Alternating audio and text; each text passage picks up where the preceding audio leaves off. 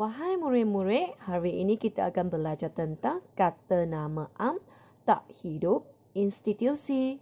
Saya rasa yang topik ini bukan susah sangat. Marilah kita tengok bersama-sama. Mula-mula kita tengok apakah itu kata nama am. Kata nama am kita terbahagi kepada 5 kumpulan. Yang pertama, orang ataupun manusia. Bolehkah murid-murid bagi contoh orang ataupun manusia kepada saya? Murid-murid ataupun saya? Kan kita ialah orang. Lepas tu kita tengok kepada orang yang terdekat pula.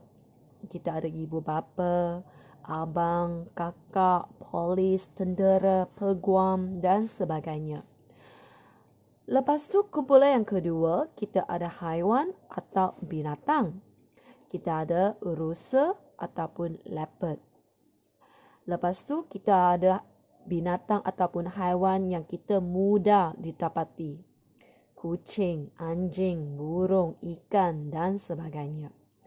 Kumpulan yang ketiga bagi kata nama am, kita ada tumbuh-tumbuhan. Pokok, rumput, buluh, bunga dan sebagainya. Yang keempat ialah tempat. Tempat yang sekarang murid-murid berada, bilik, rumah, sekolah ataupun kedai.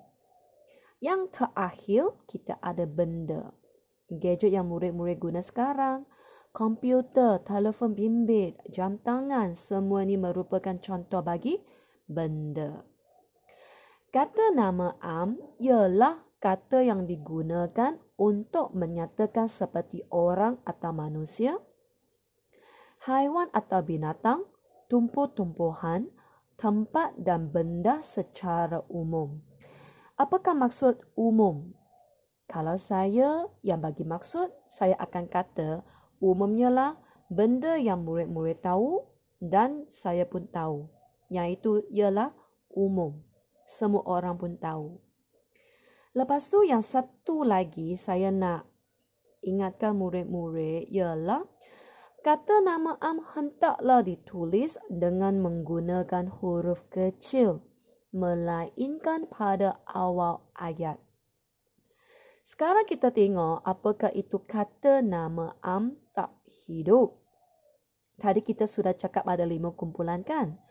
Orang, manusia, haiwan, binatang, tumbuh-tumbuhan, tempat dan benda. Tapi sekarang dia nak yang tak hidup. Mula-mula kita tengok orang dan manusia. Adakah ini kumpulan yang tak hidup? Bukan, ini kumpulan yang hidup. Oleh itu kita hendaklah pangkah kumpulan ini. Haiwan dan binatang bukan kumpulan yang tak hidup. Yang ini juga merupakan kumpulan hidup. Tumbuh-tumbuhan sama dengan haiwan dan orang. Mereka juga merupakan kumpulan yang hidup. Pangkah. Tempat dan benda. Yang dua ni ialah kata nama am tak hidup. Sekolah ataupun tadi yang kita sudah cakap telefon bimbit, jam tangan, komputer. Kata nama am tak hidup ialah perkataan yang menjelaskan nama sesuatu yang tidak bernyawa. Seperti tempat dan benda. Sekarang kita tengok kata nama am tak hidup institusi. Mula-mula kita tengok apakah itu institusi. Sekolah, hospital, stesen bas, majlis, pejabat pos, universiti, persatuan, perpustakaan. Yang semua ini merupakan institusi.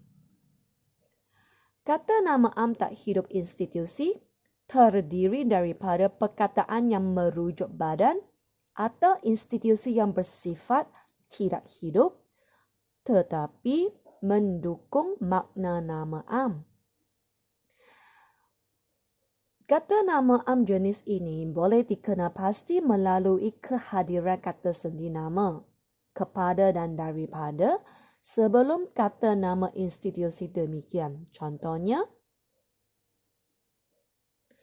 sebelum sekolah, hospital, stesen bas, majlis, universiti, perpustakaan dan pejabat pos, mesti ada kata seli nama, iaitu kepada dan daripada. Kepada sekolah, kepada hospital, kepada stesen bas, daripada majlis, daripada universiti, daripada perpustakaan, daripada pejabat pos. Barulah